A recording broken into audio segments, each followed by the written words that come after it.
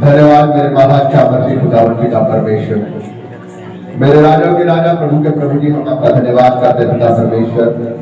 आज के तेरे पवित्र वचन के लिए पिता परमेश्वर आपने हमें आज का वचन दिया। प्रभु जी हम आपका शुक्रिया अदा करते हैं मेरे खुदावन, ये वचन हमारी लाइफ को चेंज कर दे मेरे खुदावन। प्रभु जी वो वचन मेरे खुदावन जो तेरी पवित्र आत्मा के द्वारा बोला गया मेरे खुदावन, और ये वचन हमारी लाइफ के अंदर आए और प्रभु हमारी लाइफ से निकल के बहुतों को धर्मी बनाते मेरे खुदा। प्रभु वचन के लिए प्रार्थना करते मेरे खुदा बता, ये वचन पिता परमेश्वर हमारी लाइफ को प्रभु जी हर एक बंधनों से हर एक श्रापों से आजाद करे और प्रभु हम सेफ न रहने पाए मेरे खुदा। प्रभु जी हम प्रार्थना करते मेरे खुदा बता, मैं अपनी बुद्धि को बंद करता हूँ, अपनी समझ को बंद करते मेरे खुदा बता, और प्रभु जी तेरी बुद्धि और तेरी अकल तेरी समझ बात कर, ताकि जो भी वचन प्रचार करे पिता तेरे पवित्र आत्मा की ओर से हो प्रभु जी, और बोलने वाला मैंने प्रभु जी तेरा पवित्र आत्मा हो मेरे खुदा। और प्रभु जी इन लोगों के जीवन में काम करे, 60 नहीं 70 नहीं 80 नहीं प्रभु जी बल्कि पूरे 100 गुना फल लेकर आए। तो मांगता हूं खुदा यीशु के नाम से, आमीन। Hallelujah hallelujah hallelujah hallelujah. आज हम पढ़ेंगे दानियेल नबी की पुस्तक उसका 6 बाब, दानियेल नबी की पुस्तक उसका 6 बाब।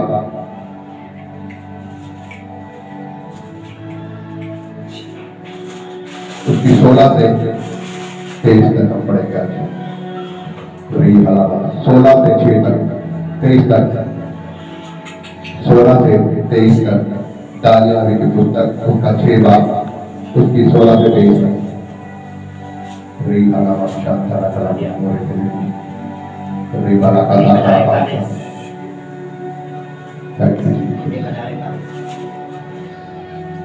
नंबर 1041।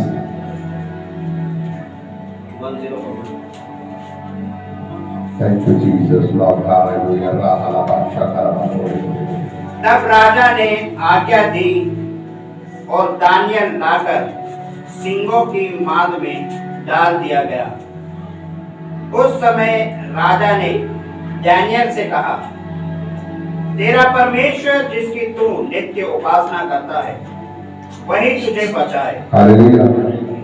बाइबल बताती है तब राजा ने आज्ञा दी और दानियेल लाकर सिंहों की माद में डाल दिया गया। उस समय राजा ने दानियेल से कहा, तेरा परमेश्वर जिसकी तू नित्य उपासना करता है वही तेरे को बचाए। हालेलुया। प्रभु यीशु मसीह का वचन हमें बता रहा है कि जो राजा था, राजा ने दानियेल को अपने राज्य के ऊपर उसने अध्यक्ष ठहराया था। उसने 3 अध्यक्ष ठहराए थे, उसमें से एक दानियेल था। वैसे तो उसने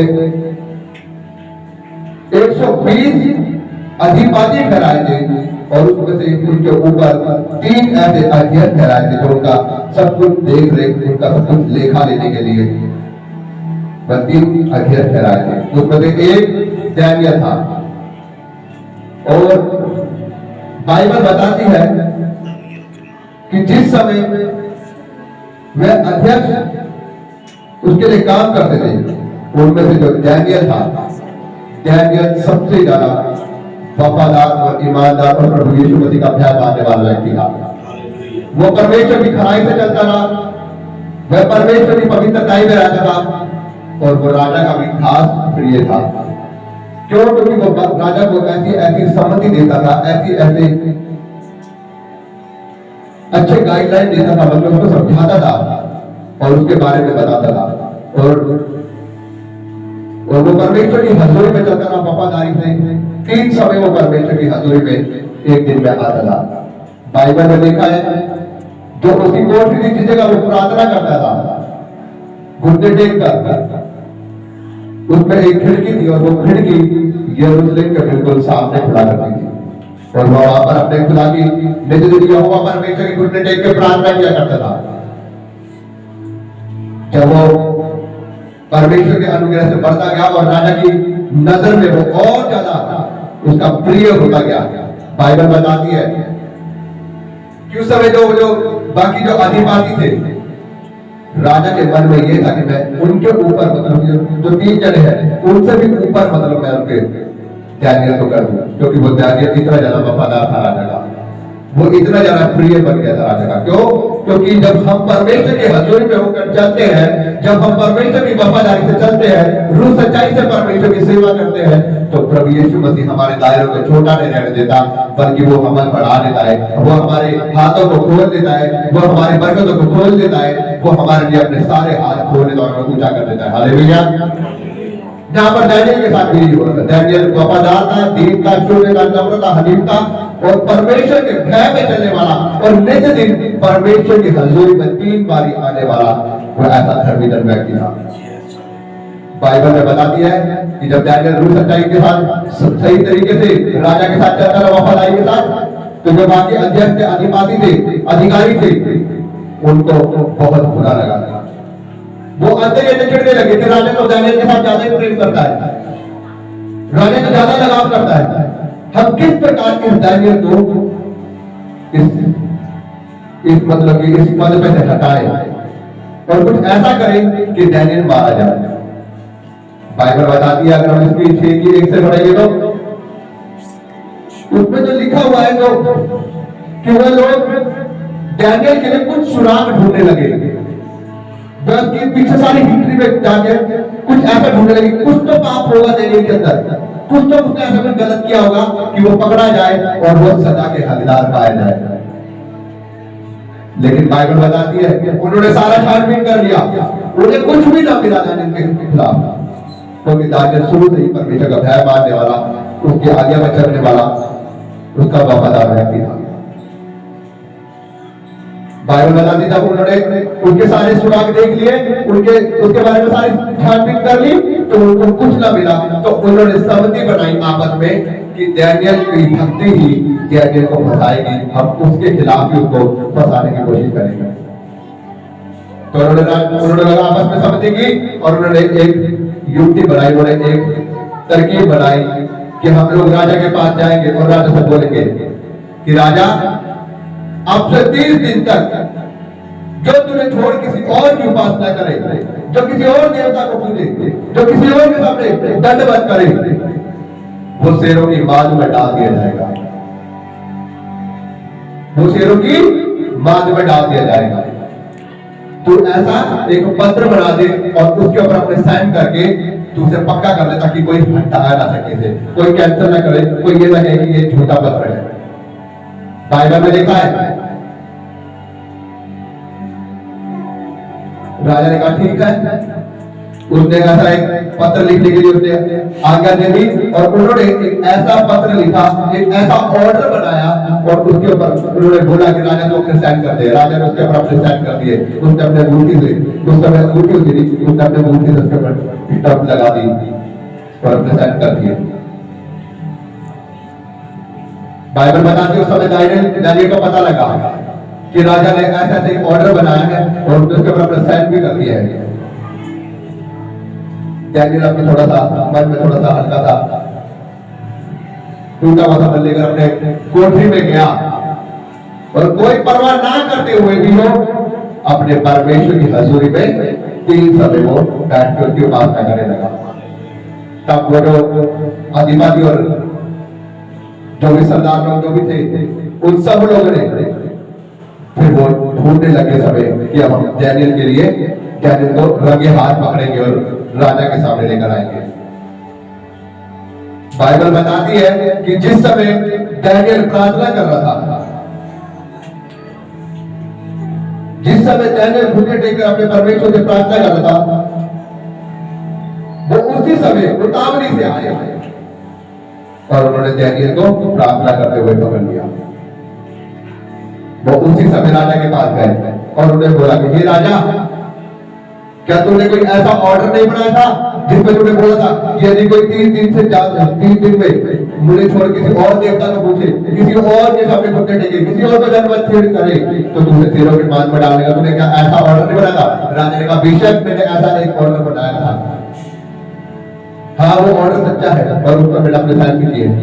राजा ने बोला तो उसने बोला ये देख तेरा ये धर्मीजन ये डैनियल ये तुझे छोड़कर किसी और देवता की किसी और खुदा की जिसका नाम यहोवा है ये उसकी आराधना करता और दिन में 3 बार करता है उसके सामने 3 बार दंडवत करता है।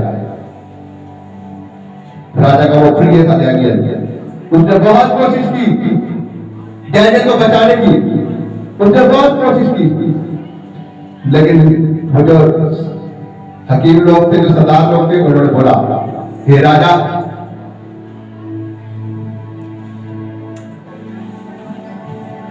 सरकार बताती है कि जब एक राजा एक ऑर्डर बनाता है तो उसे कोई कैंसिल नहीं कर सकता।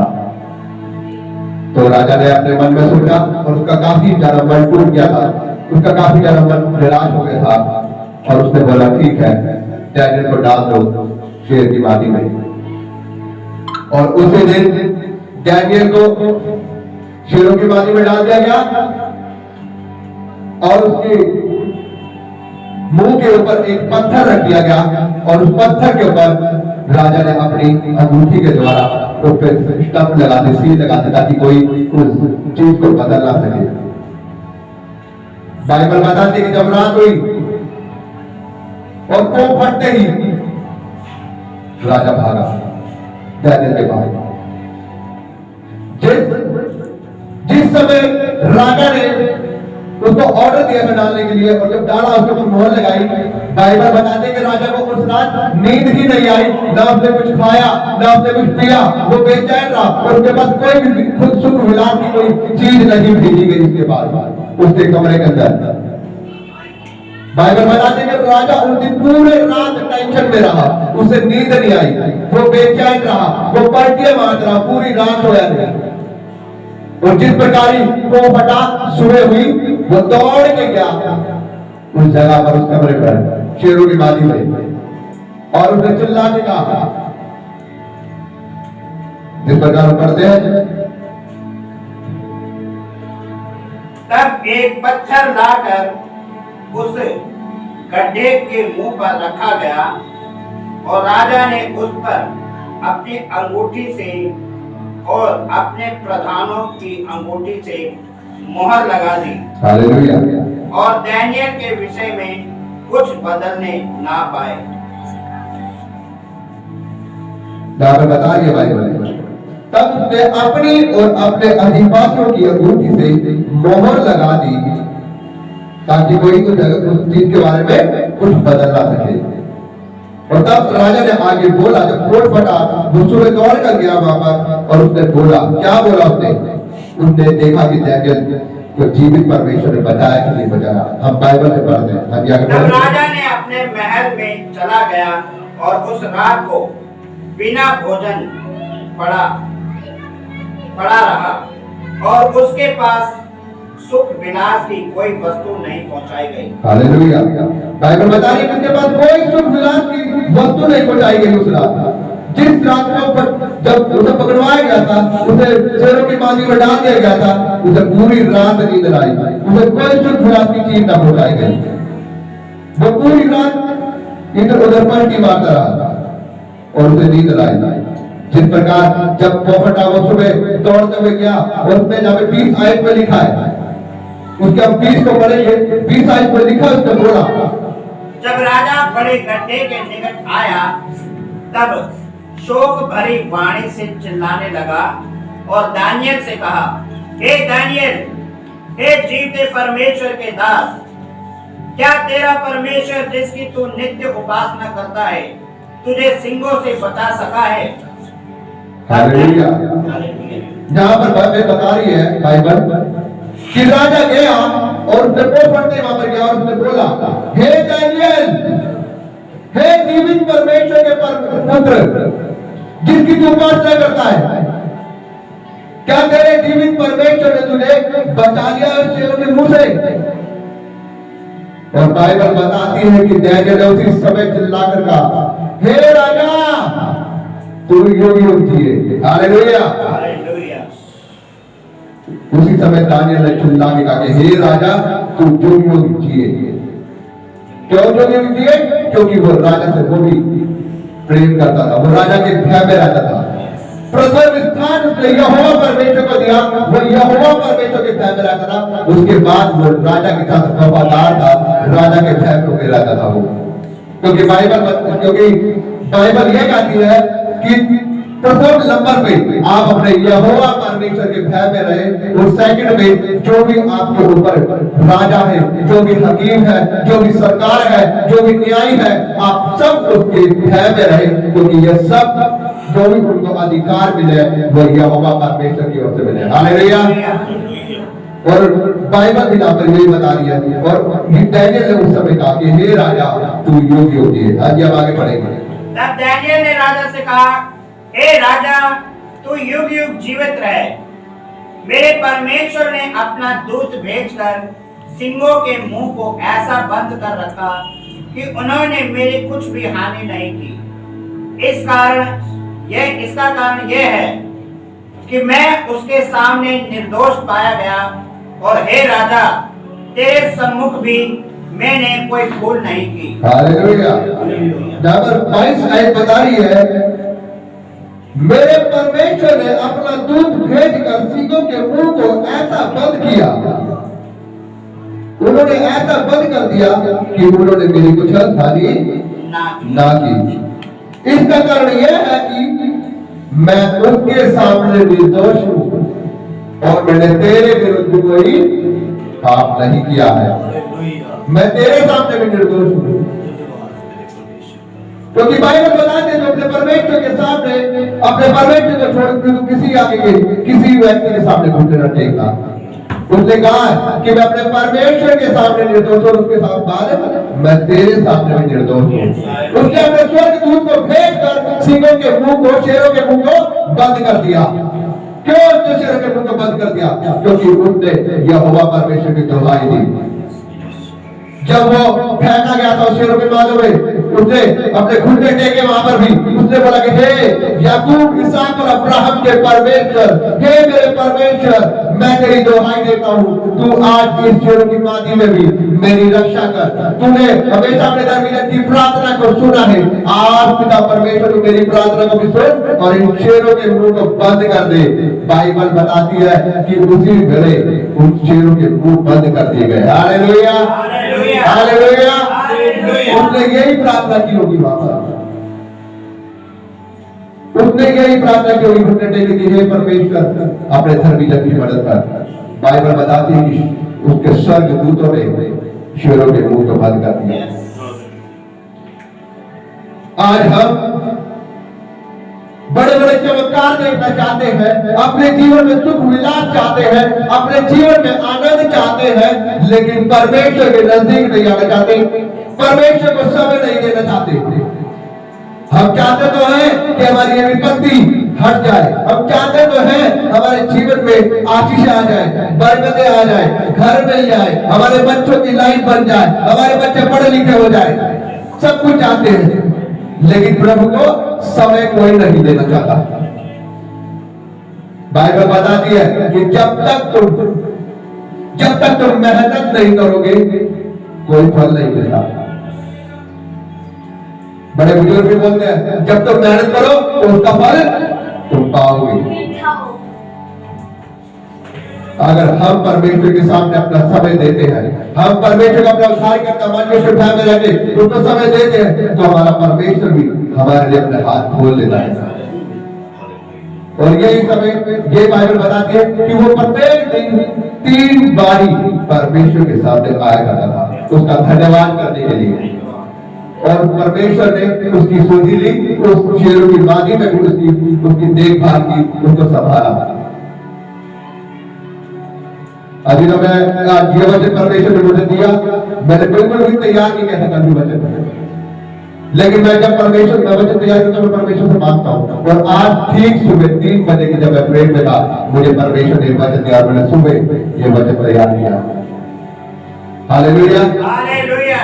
परमेश्वर ने आज सुबह मॉर्निंग में 3 बजे की प्रेयर में मुझे वचन दिया, उसने बोला कि बता दे लोगों को मेरे बारे में कि अगर तुम मेरे नजदीक नहीं आओगे तो मैं तुम्हारे लिए कुछ भी अपना हाथ खोलने वाला परमेश्वर है। क्योंकि हर एक चीज पाने के लिए, हर एक ब्लेसिंग पाने के लिए आपको पहले परमेश्वर को प्रसन्न करना होगा। सब कुछ भी मुफ्त में नहीं मिलता, कुछ भी मुफ्त में नहीं मिलता, हर चीज के लिए मेहनत करनी पड़ती है।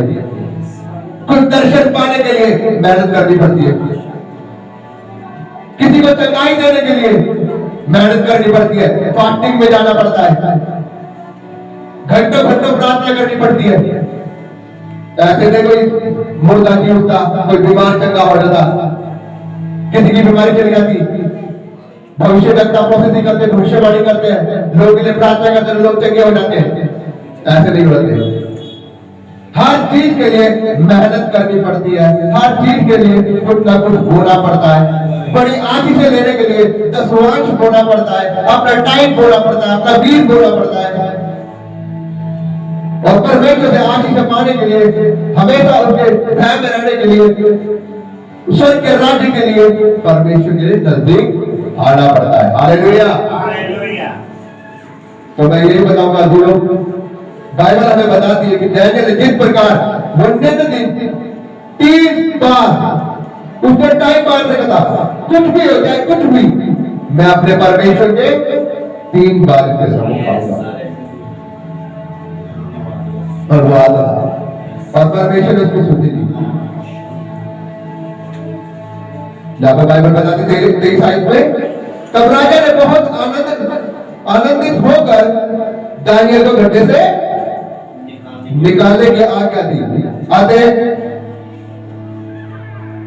दानियल गड्ढे में से निकल गया और उस पर हानि का कोई चिन्ह ना पाया गया। Hallelujah, hallelujah. वो गड्ढे से निकाला गया और उसमें किसी भी प्रकार का हानि का कोई चिन्ह ना हुआ, ना कोई शेरों के दांत लगे, ना उसके नखून लगे, ना पंजे लगे, कोई भी उसमें हानि का कोई चिन्ह हुआ। जैसा उसे डाला था वैसे निकाला गया। कितना बड़ा प्रेम है अपने धर्मी जनों के लिए, क्योंकि मैं अपने परमेश्वर पर विश्वास रखता था। किस लिए हुआ ये सब कुछ? क्योंकि मैं अपने परमेश्वर पर विश्वास रखता था। प्रभु यीशु मसीह कहता है अपने बाइबल के द्वारा, विश्वास करो तो तुम्हारे लिए सब कुछ होगा।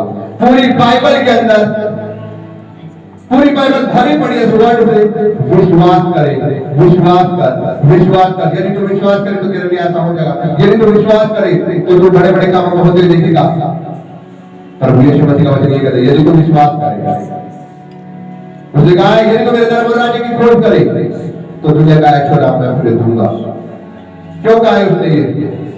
क्योंकि तू मेरे भय में होकर चलेगा। परमेश्वर हमें सब कुछ देना चाहता है, वो आशीष से देना चाहता है, उभर के तो देना चाहता है, लेकिन हम परमेश्वर के नजदीक नहीं आते तो परमेश्वर हमें क्या देगा? परमेश्वर अपने हाथ खोलना चाहता है चीजों हमारे। आज का ये मैसेज हमें ये बताता है कि हम 3 बार नहीं आ सकते।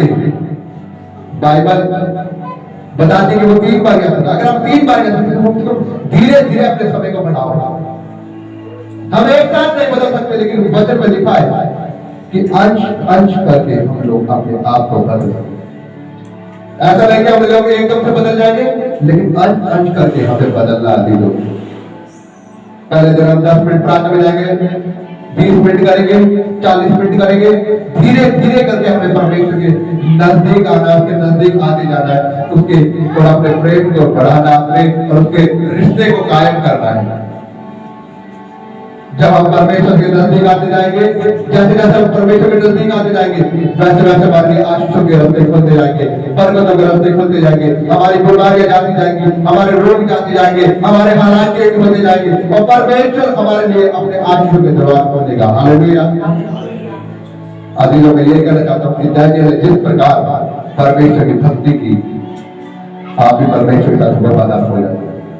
समय निकाले परमेश्वर के लिए, समय निकाले परमेश्वर के लिए, क्योंकि मुफ्त में कुछ भी नहीं है। मुफ्त में कुछ भी नहीं है, हर चीज का एक दाम चुकाना पड़ता है।